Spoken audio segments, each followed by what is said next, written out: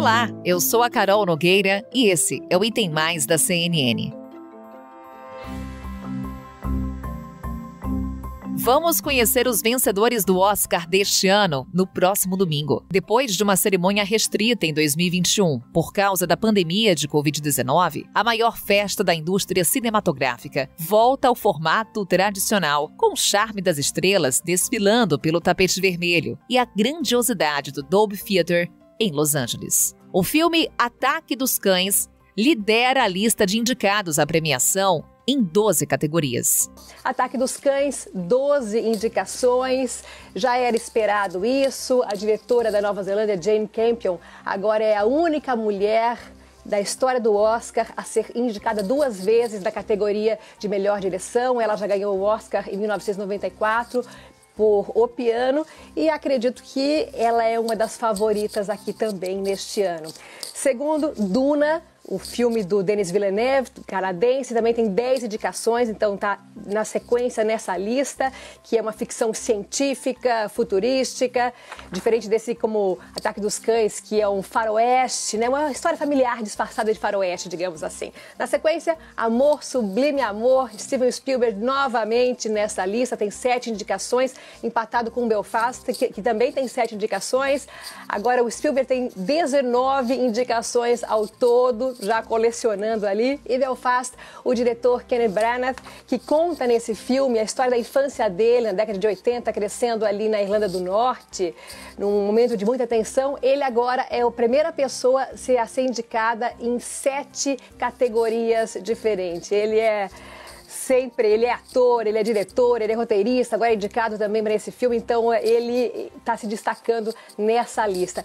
Outro destaque é o filme No Ritmo do Coração, que também tem subido nas apostas para melhor filme, prêmio que nunca foi concedido para produções que estrearam em plataformas de streaming. Em 2022, essas plataformas são responsáveis por metade das 10 produções na disputa pelo principal prêmio do Oscar. Ataque dos Cães, King Richard, Criando Campeãs, Não Olhe para Cima e No Ritmo do Coração compõem esse grupo. Agora o que aconteceu esse ano foi que a academia abriu para muitas pessoas do mundo inteiro votar, muitos membros novos na academia, e isso refletiu em alguns resultados. Por exemplo, Flea é uma animação linda de uma pessoa que sai do Afeganistão para a Dinamarca e foi indicado nas categorias de melhor filme internacional, melhor documentário e melhor animação. Isso nunca tinha acontecido antes na história do Oscar, de ter um filme nessas 3 categorias. E logo na sequência também, que é resultado dessa internacionalização da academia, é o filme Drive My Car,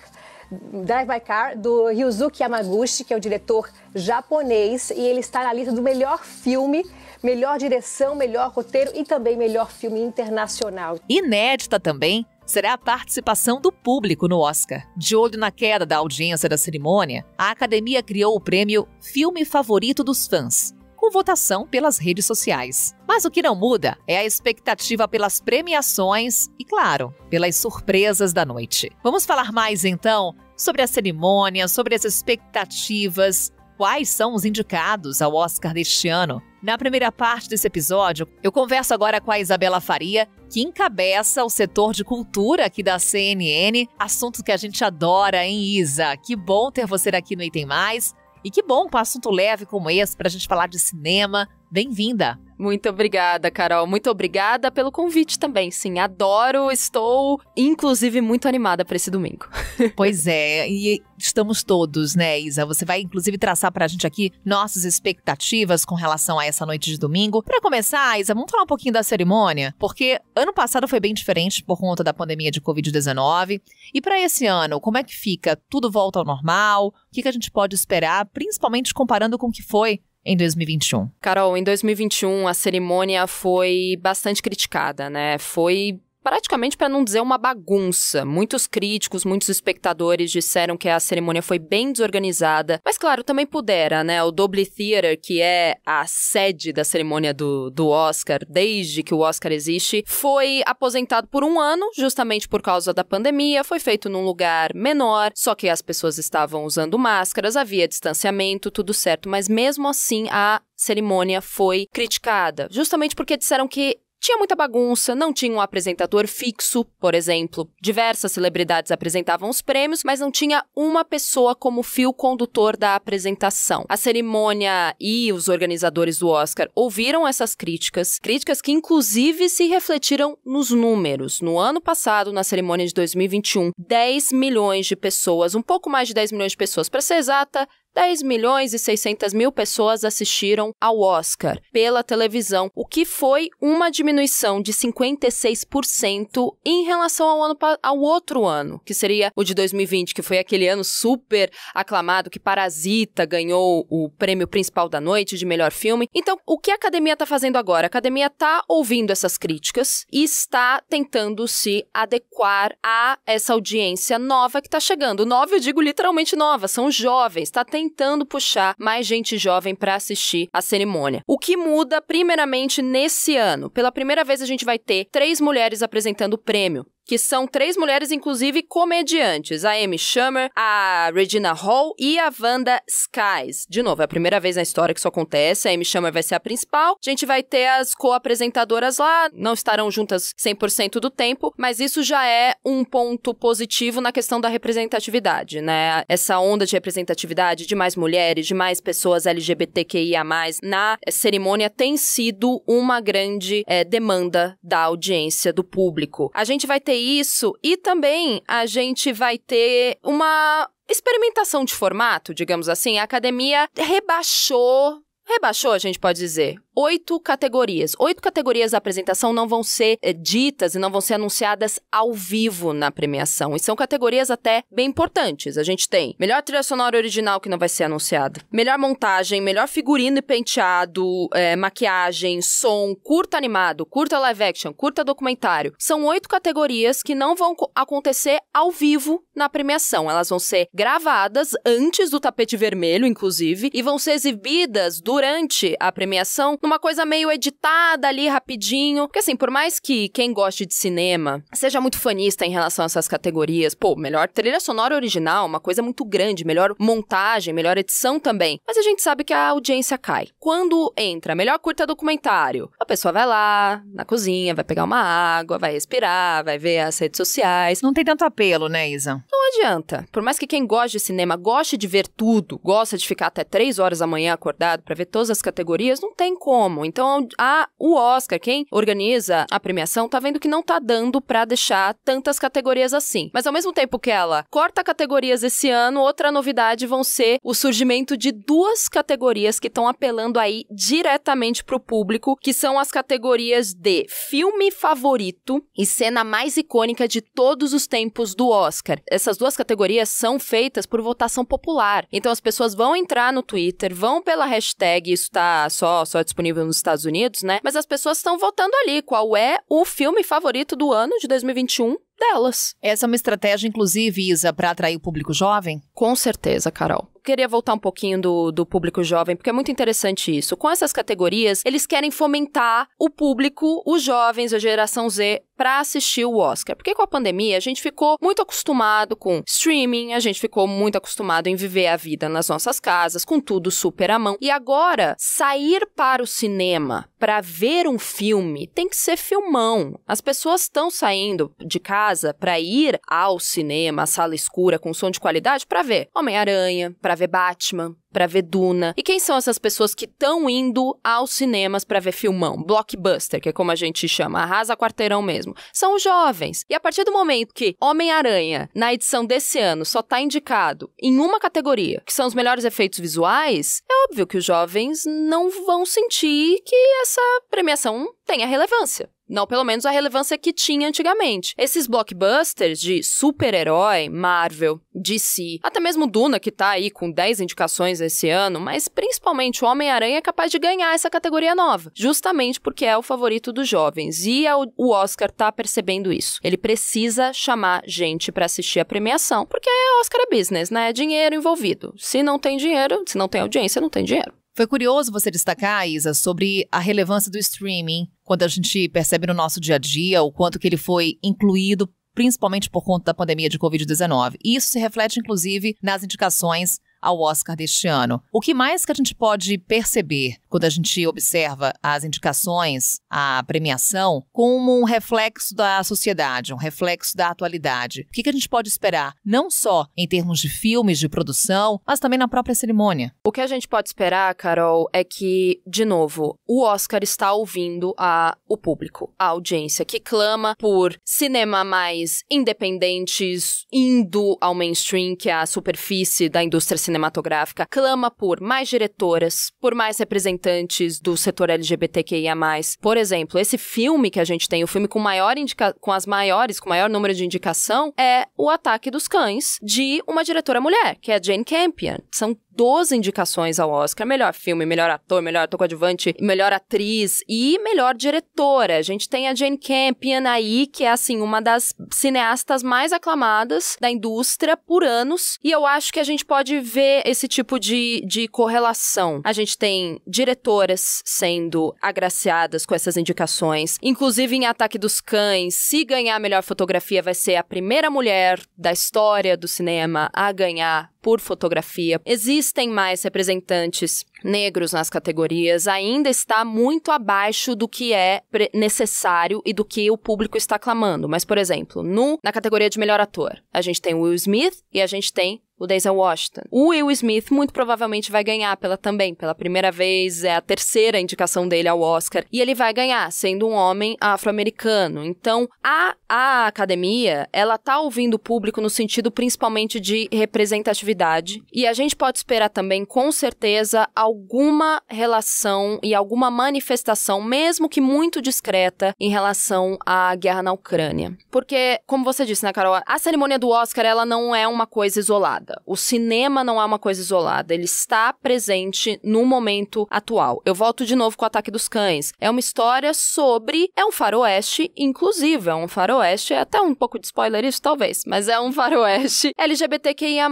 Então, o cinema não está isolado do mundo. O cinema precisa ouvir a sociedade, precisa ouvir o que as pessoas estão demandando. E, óbvio, um grande acontecimento que está acontecendo agora, né, mundial, é a guerra na Ucrânia. Como é um evento muito grande, de muito alcance, muito provavelmente a gente vai ter pequenas manifestações em discursos de vencedores, muito provavelmente, não que seja uma coisa pró-Rússia, pró-Ucrânia, mas uma coisa mais pró-paz, né? Na história a gente teve muitas manifestações contra tipos de guerra, manifestações de militantes. O que eu lembro aqui, de cabeça, foi em 2003, quando o documentarista, o Michael Moore, ganhou, né, por melhor documentário, e ele estava no meio da guerra do Iraque. E ele, no discurso, ele atacou muito o presidente Bush, muito. Ele falava, assim, em alto e bom tom, porque ele é polêmico, né? Então ele falava, vergonha, isso é uma vergonha, senhor Bush, que você tá fazendo no Iraque, isso é uma vergonha. E aí, aquele clima horrível e a música começa a subir, né? Porque quando dá o tempo do discurso de um ganhador, a música começa a subir, a orquestra tentando subir, tentando fazer com que o cara parasse de falar, mas ele não parou, continuou criticando o Bush. Eu não acredito que será uma coisa muito polêmica esse ano. Eu acho que vai ser uma coisa bem mais discreta, como, por exemplo, a gente teve com o movimento Me Too. Me Too, em 2018, que é aquele movimento feminista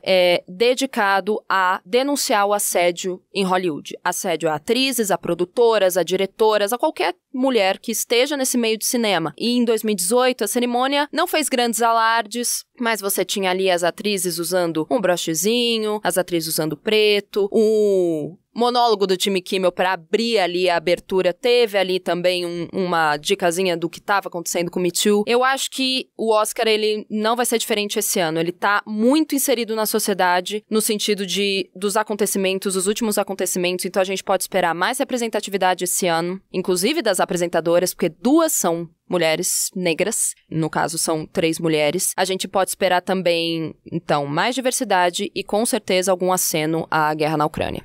Isa, de uma forma aqui bem breve, eu quero saber da tua aposta. Você falou bastante aqui de Ataque dos Cães. Para você é o grande favorito? Olha, é o grande favorito, Carol, mas alguns prêmios dessa temporada que antecede o Oscar estão dizendo um pouquinho o contrário. Que são um termômetro, né? Com certeza, não tem como a gente falar de Oscar sem falar de outros prêmios. O Globo de Ouro, o prêmio do Sindicato dos Atores, do Sindicato dos Roteiristas, o Sindicato dos Produtores, porque essas pessoas estão dentro da academia, essas pessoas são votantes da academia. Elas não são apenas do Oscar, elas são de outros prêmios também. Sim, Ataque dos Cães é o meu favorito pessoal e começou sim sendo o grande favorito nessa corrida, mas eu acho que o filme No Ritmo do Coração talvez esteja aí saindo à frente, porque acabou de ganhar o prêmio do Sindicato dos Produtores. E o Sindicato dos Produtores é o sindicato que é um dos maiores termômetros do Oscar, principalmente para melhor filme. Então, se você tem um votante no Sindicato dos Produtores que votou no Ritmo do Coração, muito provavelmente ele vai votar também dentro do Oscar. Então, essa é a minha aposta. Claro que ainda muita coisa pode mudar até domingo,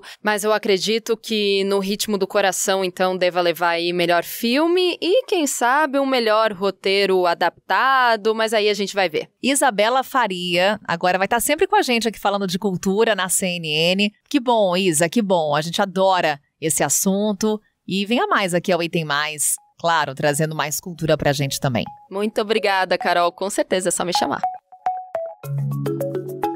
Um faroeste que expõe as contradições da masculinidade conservadora. A história de uma infância ameaçada na turbulenta Irlanda do Norte dos anos 70. Os dilemas familiares de uma jovem cantora numa família de surdos. E a dor da perda de um ente querido, compartilhada entre gerações. A diversidade de temas e produções está presente entre os candidatos ao Oscar de 2022. Entre os indicados deste ano, tem brasileiro, o cineasta carioca Pedro Cos, co-diretor de Onde Eu Moro, produção que concorre na categoria de melhor documentário em curta-metragem. Afinal, quais são as grandes apostas do Oscar? Sobre isso, a gente conversa agora com a Bárbara Demerov. Ela é jornalista, crítica de cinema e colunista da Veja São Paulo. Bárbara, muito bom te ter aqui com a gente no Item Mais. Bem-vinda. Olá, muito obrigada pelo convite. Estou muito feliz por estar aqui. Estou animada a falar do Oscar. Bárbara, estamos ansiosos também, animadíssimos com a festa. E a gente quer saber quais são os favoritos. Para quem não tem muito tempo para assistir todos os filmes indicados ao Oscar, quais são aqueles que a gente tem que mirar? Bom, vamos lá. Preciso começar falando de Ataque dos Cães, que é um filme da Jane Campion que está cotadíssimo para levar o Oscar de melhor direção, né? Porque a Jane Campion é uma diretora super consolidada em Hollywood, mas ela tem uma grande chance de levar a estatueta numa categoria que ela está concorrendo com o Steven Spielberg, por exemplo, mas Ataque dos Cães tem bastante chance. Em melhor filme também, mas eu acredito que No Ritmo do Coração, que é um filme que aqui no Brasil é do Amazon Prime Video e lá fora é da Apple, ou seja, outro streaming, né, porque o Ataque dos Cães é da Netflix, esse filme tá ali páreo a páreo para também vencer a estatueta principal, né? Mas também eu queria destacar outro filme que eu achei fantástico, que está indicado na categoria de melhor roteiro original e melhor longa internacional, que é A Pior Pessoa do Mundo. E é um filme lindíssimo, muito sensível, tem uma história super original. Desses três, assim, é o que me vem na lata, sabe? Mas é claro, a gente tem Amor Sublime Amor, do Steven Spielberg, a gente tem o Duna, que é imperdível para quem gosta de ficção científica, né? Tá super indicado também, inclusive em melhor filme. E a gente tem também outros filmes mais de atuação, por exemplo, que é o caso de Spencer, que tem a Kristen Stewart, né, como a Lady Di, a Diana, que ela tá maravilhosa também. Dentre as indicações, Bárbara, quais foram aquelas que te surpreenderam? Olha, eu vou dizer assim que nenhuma me surpreendeu muito, assim, porque tudo foi bem encaminhado, assim, de acordo com o que a gente acompanhou desde o início da temporada, né, desde o ano passado. Uma indicação que eu gostei muito foi da Olivia Colman, para A Filha Perdida. Ela já venceu o Oscar, né, recentemente por A Favorita. Ela é uma atriz fantástica também, mas também me surpreendeu a indicação da Jessie Buckley, que também está no mesmo filme que ela, na categoria de atriz coadjuvante. Então essas foram duas que me deixaram bem felizes, assim, mas não teve nenhuma grande surpresa, sabe? Eu acho que seria uma surpresa no caso da Kristen Stewart não ser indicada por Spencer, mas felizmente ela foi reconhecida pela academia. Na sua primeira resposta, Bárbara, você numerou 2 filmes que são do streaming. A gente falava ali de Ataque dos Cães, da Netflix, e No Ritmo do Coração, do Amazon Prime. Por mais que o streaming esteja consolidado, ainda não levou a estatueta de melhor filme no Oscar. Há grandes chances, como você falava. Queria primeiro traçar as expectativas com relação a esses 2 filmes, a esses 2 longas, mas também a gente fala um pouquinho sobre o papel do streaming no cinema. Ele mudou muito a dinâmica da indústria cinematográfica? Sim, com certeza. É também essa amplitude de histórias mais autorais, e dá essa possibilidade de diretores, diretoras também, conseguirem entrar com um público maior, né? Porque com a pandemia o streaming de fato cresceu muito. Foi um crescimento exponencial, assim, e desde Roma, né, do Afonso Cuarón, que foi lançado pela Netflix em 2018, o streaming já estava ali se consolidando no Oscar, né, em uma premiação que é super tradicional. Mas hoje a gente tem, claro, entre os indicados de melhor filme, vários filmes de cinema, né, que foram lançados no cinema. O Beco do Pesadelo, Duna, o Belfast, o próprio Amor Sublime Amor, né, do Spielberg. Mas a gente tem ali, né, presenças do Não Olhe Pra Cima, que é da Netflix. A gente tem o Ataque dos Cães, como eu já citei, né. Então, eu acho que sim, cresceu muito e tá tendo uma transformação de... Eu diria que é uma libertação, assim, é uma amplitude maior de tipos de histórias, de estilos diferentes. E eu acho muito legal que a academia, como tá ampliando os votantes, né, são quase 10 mil votantes ao todo, os olhares de cada um que vota ajuda a transformar os indicados, né? Então eu acho isso bem, bem interessante. E streaming, então, veio pra ficar, né, Bárbara? Ah, com certeza. Já está ficando, vai ficar. Não vejo motivo para o streaming perder força, muito pelo contrário. O que eu ando observando é justamente diretores consolidados no cinema tradicional rumando para o streaming, não necessariamente largando o cinema tradicional, nada disso. Os 2 tipos de cinema vão existir. Afinal, na verdade, cinema é um só, né? Isso vai transformando um pouco e o streaming é um grande responsável por isso. Vamos falar um pouquinho de Brasil, Bárbara, que estará presente no Oscar com o documentarista Pedro Cos. Quais são as reais chances de Pedro Cos levar a estatueta, estar ali entre os premiados? E depois, claro, quero falar um pouquinho mais sobre Brasil e o papel do cinema brasileiro. Mas antes, quais são as nossas chances no Oscar deste ano? Olha, o curta-metragem, né, indicado na categoria de documentário, Onde Eu Moro, tá na Netflix também, né? Mais um streaming.